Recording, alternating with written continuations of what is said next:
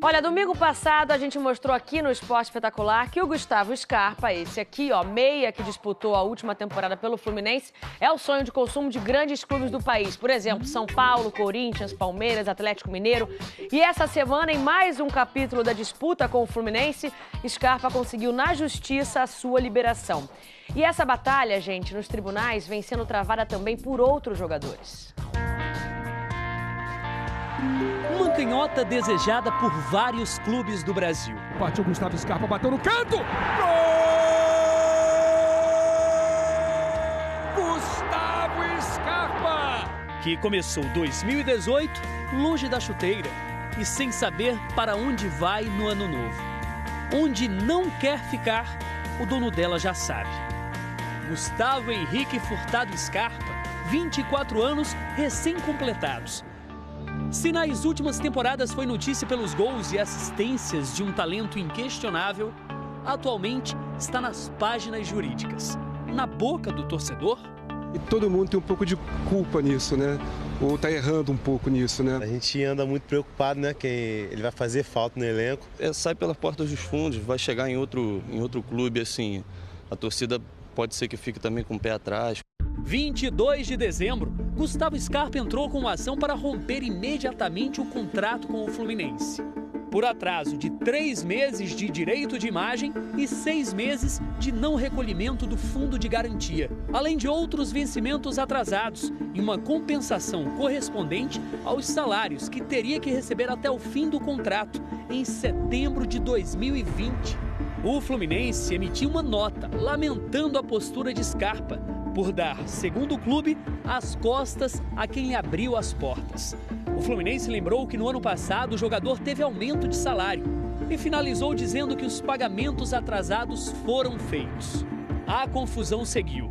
No dia 8 de janeiro, a Justiça do Trabalho não atendeu ao pedido do jogador e solicitou mais informações dos valores cobrados pelo atleta. Quinta-feira, dia 11, a defesa de Scarpa conseguiu uma liminar que o libera para assinar com outro clube. O técnico Abel Braga já nem conta mais com ele. Gostaria de contar com ele, mas não tenho a mínima esperança de que vou contar com ele. Eu acho que isso já está caracterizado no sentimento do torcedor. O Corinthians e o Palmeiras demonstraram interesse no jogador. As conversas com o São Paulo estão mais adiantadas. Gustavo Scarpa não é o primeiro e nem será o último atleta a recorrer à justiça. O país do futebol, além de novos talentos, produz novelas que frequentemente vão parar nos tribunais. Histórias que misturam direitos, deveres, paixão e profissionalismo, ou a falta dele. Hoje, comentarista, Juninho Pernambucano saiu de maneira parecida do Vasco 17 anos atrás. Acabou meu contrato 20 de janeiro de 2001, 5 anos e meio no Vasco, fazendo 5 contratos e ainda não estava livre. Eu pertencia ao Vasco e aí eu busquei a justiça comum e me liberei.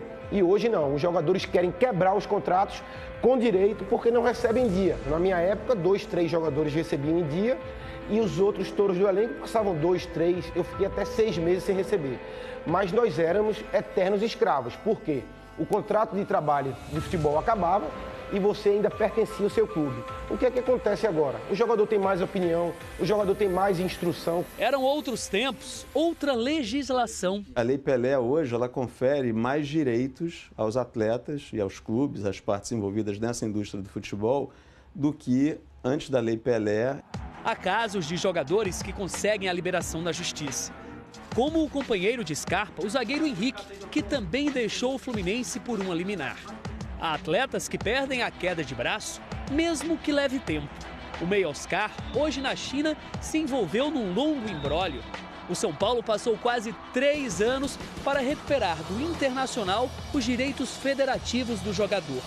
O volante Luiz Antônio, hoje na Chapecoense, entrou na justiça contra o Flamengo, alegando atrasos. Não conseguiu a liberação. Teve que seguir no clube. Recentemente, outro que entrou na justiça foi o lateral Zeca, do Santos. A situação ainda está indefinida.